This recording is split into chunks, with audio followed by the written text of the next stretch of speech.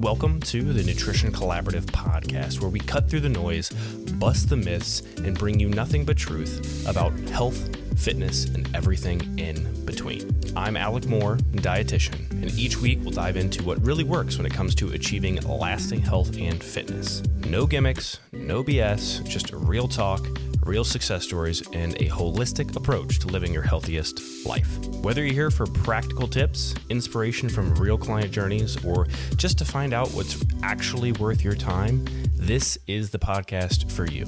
Let's break it down, get empowered, and focus on what truly matters for your health. Today, we're tackling a big topic in the nutrition coaching world: food tracking.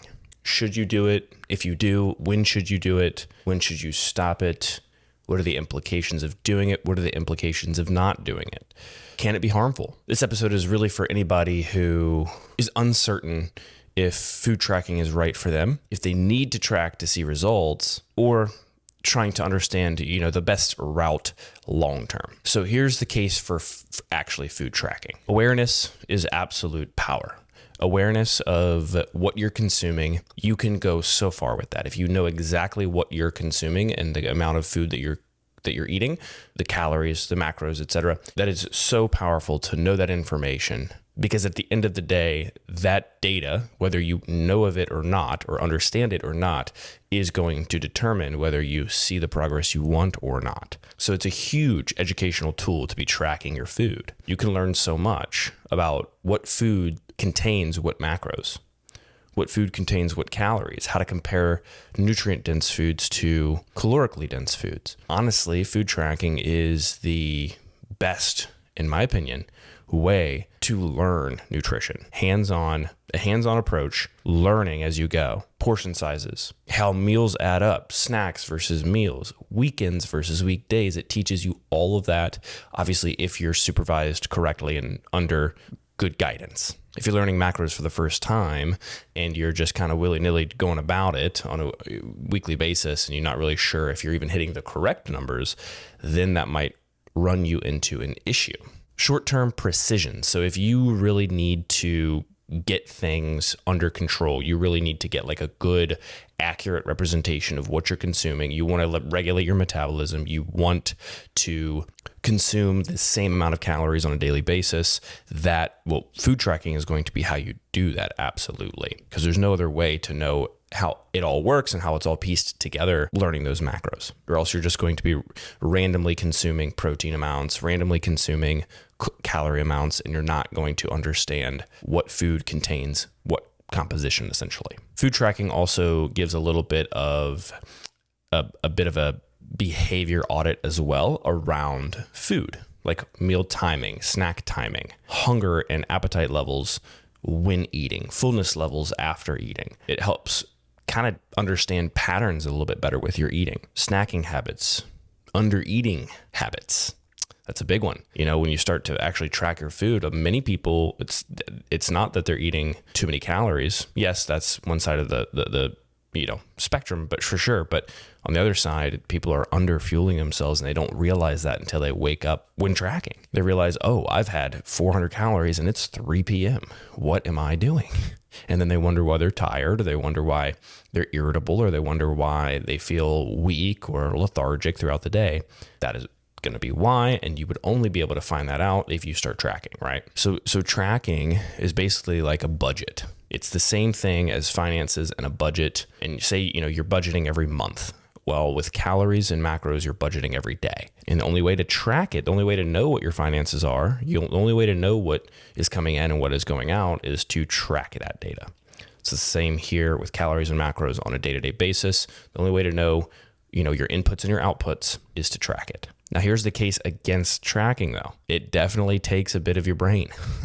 It definitely requires some mental energy, mental bandwidth, capacity. So if you're already at capacity doing all these other things, traveling for business, traveling for work, taking care of your family, working in the office 5 days a week, trying to get to the gym, there's only so many hours in the day. So the mental fatigue of tracking can be overwhelming if you're new to it and trying to dive all the way into it during a busy season of your life, especially in those with like OCD tendencies or perfectionistic tendencies.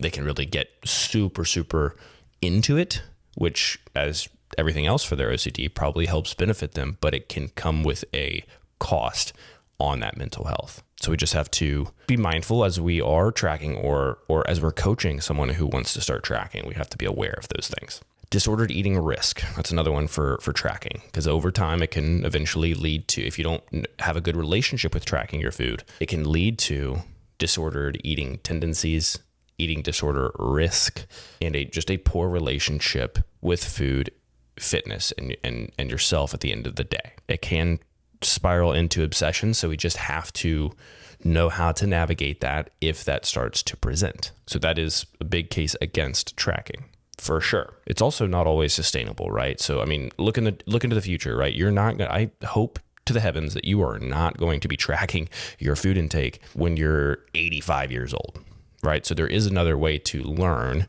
with a more intuitive approach. But that intuitive approach, in my opinion, my professional opinion, it cannot come without learning first. The more you learn, the more education you have, the more knowledge you have, the more intuitive you can become with something, because it's just, quote unquote, by nature at that point. You just go about your day and know how to eat intuitively, but because you tracked for a period of time. It's also difficult in like social situations, travel situations. It can be difficult to track. So that's another case against it. And they're not always easy to log. You don't always know like what is on what these restaurants and such are serving you. They don't know. You're never going to know exactly what they're giving you in the portions and stuff like that.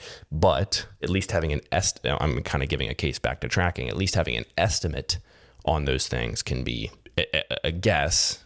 An estimate is way better than just saying, screw it. And then screw it to the next thing and the next thing.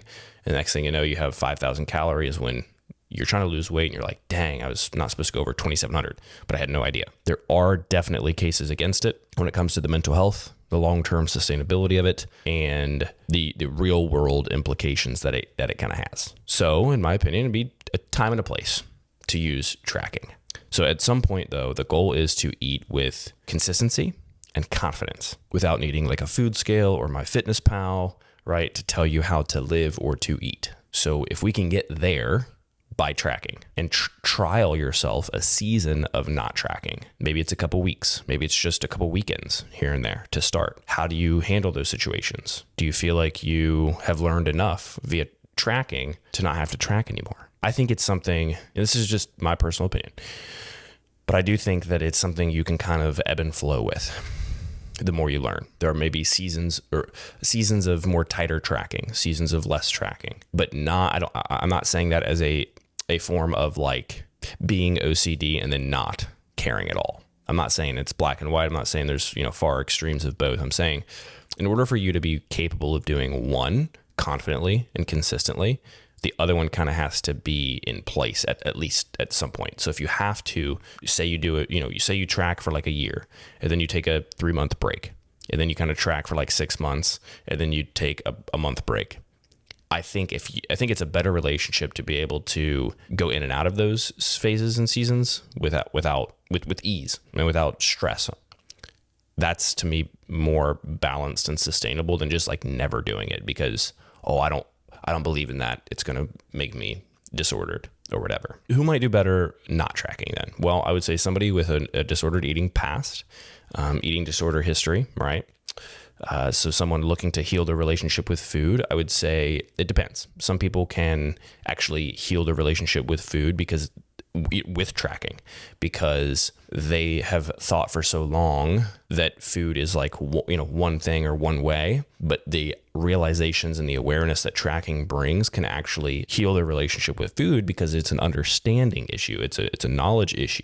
So if it's a lack of knowledge, then the tracking will actually help heal the relationship with food. But if it's an eating disorder past or disordered eating past or whatever, and they have great knowledge of food, they just get into like super intense OCD tendencies, then maybe healing of the relationship with food for that specific person is not tracking. That's why all of this is like very complex, nuance. I mean, it's not just black and white stuff here. I would say also general health clients who are overwhelmed by tracking, if they start out and they just want to kind of learn the ropes of patterns and stuff like that, you can go that way. You can do hand measurements. You can do cups and measure with cups and stuff. You don't have to maybe, weigh everything with a food scale and track it into an app, every single morsel of food. Maybe it's someone who's like post quote unquote diet and, they want to kind of get back to like maintenance life. There should be some sort of reverse diet in place, some sort of transition period where maybe they track during the weeks and don't track on the weekends. They kind of learn the intuitive way. And then that can kind of bleed into 7 days a week after they've had enough knowledge, experience, and practice with that. Another thing to kind of add in there with the hand portions and other frameworks to go off of for portions that are not like weighing your food on a food scale with grams and such. You can also try to prioritize in that mindful eating when you're hungry, stopping when you're full, learning your own hunger cues, and learning how to manage them day to day without tracking. That would be kind of a part of your transition away from tracking. Again, the weekend approach is great because, there's a lot more, or there should be a lot more flexibility on the weekends. Your schedule is completely different. Your sleep-wake schedule is oftentimes different. So most people can strongly benefit by first trying to not track on the weekends, and because it's already kind of chaotic, and they can learn really well what works best for them on the weekends. It might be a really rough couple of weeks to start, but with proper coaching and supervision, they can get there more intuitively on the weekends, which then, like I said, can over time bleed into the weekdays and then eventually intuitive forever, or ebbing and flowing between intuitive and tracking just to tighten things up or just to kind of resensitize yourself to that and understanding. They're both tools. I mean, tracking versus not tracking, they're both tools. They both have their time and their place, but it's important to know when you should do it and when you shouldn't for tracking or not tracking. So it really just depends on the season you're in, where you're coming from, your particular goals, your mindset, and that nutritional understanding at a baseline. So if you're just starting out and you're not sure, I do strongly recommend tracking, learning under supervision, like I said, and don't let social media shame you for tracking or for not tracking. Social media is not the end all be all. You might see a ton of people tracking and be like, oh, I feel left out, I should be tracking. Or you might see like, oh, ban tracking, like don't support that. It is so bad for your mental health. It's so disordered. Don't let that fool you either, because it does have a huge, huge impact on your ability to learn, your knowledge, and then for the rest of your life, your ability to intuitively eat and live. So choose the strategy that builds consistency, awareness, peace of mind, and long-term sustainability. For now, say reassess 6 months down the road. Where am I now versus then? Do I know a heck of a lot more now? Am I well versed in this now? You very well may be. So you might be able to graduate from tracking, try out the intuitive approach, see how it goes, monitor yourself. So neither is good nor bad. They have their time and their place. You should do both. And over time, I think you can ebb and flow between, you can kind of have seasons of tracking and seasons of not tracking as you learn more. The crazy thing is tracking is extremely accurate. So if you are needing to be really meticulous for whatever goal you have, tracking might be the right thing for you. But if you're overwhelmed on a daily basis by life, your kiddos, your job, travel, and you don't even have enough time to take a sip of water in the day, then maybe tracking right away isn't the best for you, and we can use a different approach until you feel comfortable enough to start tracking, and maybe it's a modified way of tracking. But you can and should be flexible. I hope this helps.